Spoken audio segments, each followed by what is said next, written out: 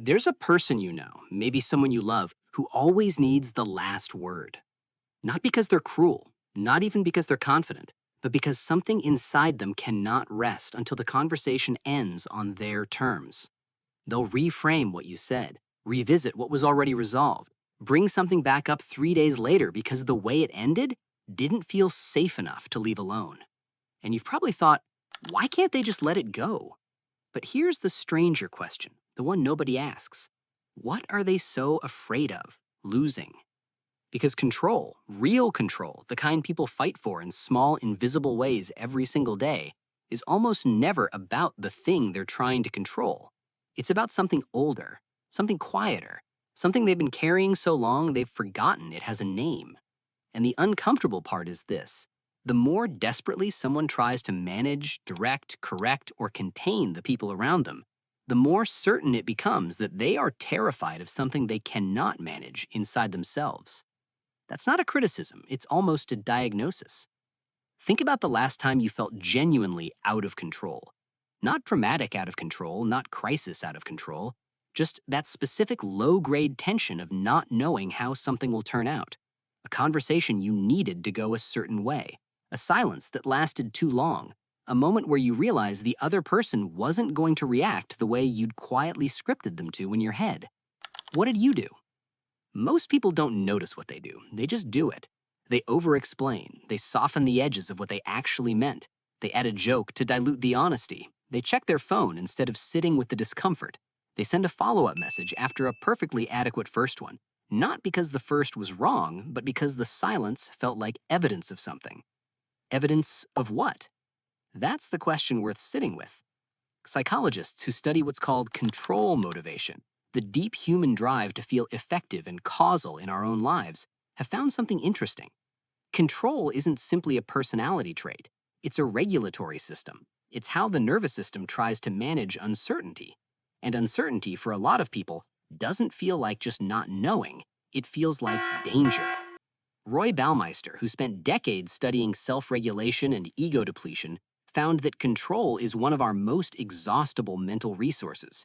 The more you use it in one area, the less available it is everywhere else. Which means people who are working overtime to manage their external environment, their relationships, their image, other people's reactions, are often doing it because their internal regulation has already broken down somewhere. They're not controlling others because they're strong. They're controlling others because internally, something doesn't feel stable.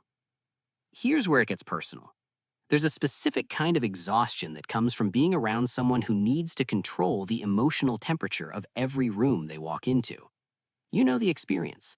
You find yourself pre-editing what you're going to say before you say it, not to be kind, but to avoid the particular reaction that makes everything harder. You start monitoring their mood before you know what you actually want to express.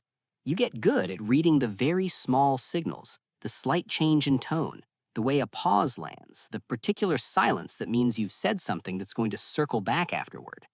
And over time, without meaning to, you start managing them, softening things, simplifying things, choosing the version of the truth that requires the least amount of containment afterward. You've lost a degree of freedom in the relationship, not dramatically, just quietly, incrementally, in small decisions made to keep the peace. And the strange thing is, neither of you fully chose this. It evolved because their fear needed somewhere to land, and you were close enough to catch it. What most people don't realize is that control-seeking behaviors almost always have an origin story. Not a dramatic one, often something much smaller and more formative than a single event.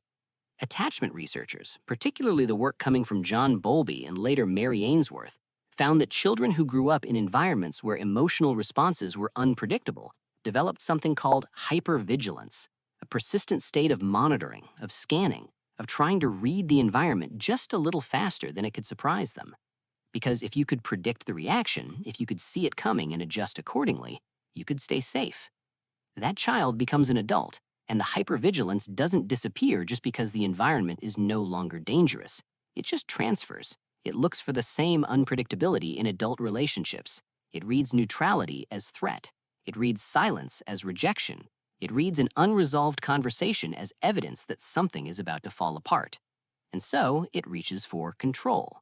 Not from malice, from memory. And this is where something interesting happens. Because most conversations about controlling behavior frame the controller as the aggressor, the difficult one, the one who needs to change. But there's a different way to see it, and it doesn't excuse the behavior, but it explains something the behavior alone can't tell you. The person who needs to control the narrative is usually the person who was once completely without one. Think about that for a moment. Someone who grew up never quite knowing what version of a parent they were going to get. Someone who learned early that moods were weather, unpredictable, overwhelming, and somehow their responsibility to manage. And they decided at a very young age that if they couldn't control what was happening to them, they would at least control how they responded to it, and then eventually how everyone around them responded too. Control became competence. Control became safety. Control became love in the only form that felt reliable. And now, decades later, they're still doing it, still managing, still monitoring, still quietly terrified of the thing they've never named, which is not the argument or the silence or the outcome of the conversation. It's the feeling underneath it all, the one that says, if I stop controlling this, something will happen that I cannot survive.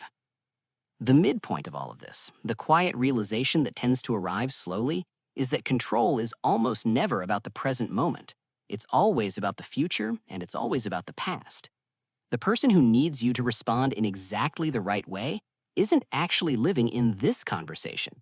They're living in every conversation where the response was wrong, where the wrong response meant something unbearable. They're trying to rewrite an old ending. And you cannot give them what they're looking for. Not because you're unwilling, but because what they're looking for doesn't exist in this moment. It exists in a moment that's already over, a moment where the people who were supposed to make them feel safe didn't. Understanding this doesn't mean accepting every behavior that comes from it, but it does change the texture of the frustration. It shifts something, because cruelty and fear look very different when you can tell them apart. There's a particular kind of self-awareness that control seekers often have, and that's the painful irony of it. They usually know, on some level, they know the grip is too tight. They've watched relationships constrict under it. They've felt people slowly create distance. They've noticed the way conversations change when they walk into a room. And they've told themselves a story about why, usually one that places the problem outside themselves. People can't handle honesty. No one else does it properly. If I don't manage this, no one will.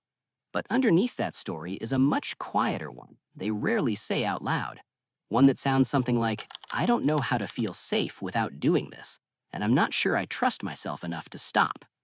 That's not weakness. That's the sound of an old wound still trying to protect itself. So what does any of this mean practically? Not fix yourself in 5 steps, not set this boundary and everything resolves. It's more uncomfortable than that and more honest.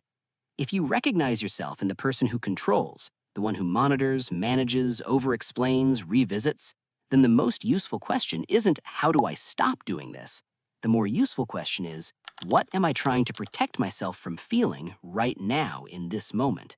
Because the behavior is never the root. The behavior is an answer to an older question.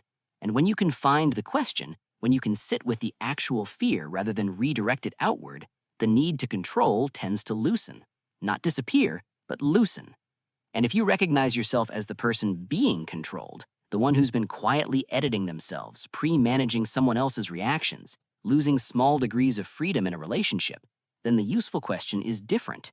It's not, why do they do this? You probably already know the why. The question is, what has this cost me that I haven't fully acknowledged yet? Because proximity to someone else's fear can make you forget the shape of your own safety. We started with a person who always needs the last word, and we end here with the understanding that the last word was never about winning the argument. It was about not having to feel what losing it would mean. It was about keeping a particular silence from arriving, the silence that at some point in their life felt like abandonment. Control is not strength dressed in authority, it's fear dressed in competence. And the moment you can see that, in someone else or in yourself, something shifts. Not dramatically, not with a resolution or a clean ending, just a small, quiet loosening, the kind that makes space for something more honest. If something in this video felt uncomfortably familiar, if you recognized yourself in either role or both, then you're paying the kind of attention to yourself that most people avoid. That recognition is where something real can begin. If this resonated, the next video continues this conversation in a direction you might not expect.